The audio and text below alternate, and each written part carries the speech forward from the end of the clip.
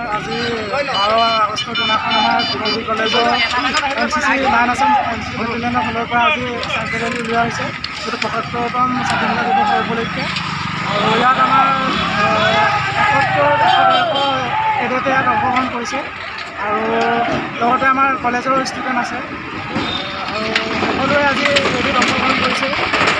অসম ভাৰত চৰকাৰে যে আমাৰ অমৃত মহোৎসৱ ঘোষণা কৰিছিল তাৰ উপলক্ষে আজি ৰেলী উলিওৱা হৈছে।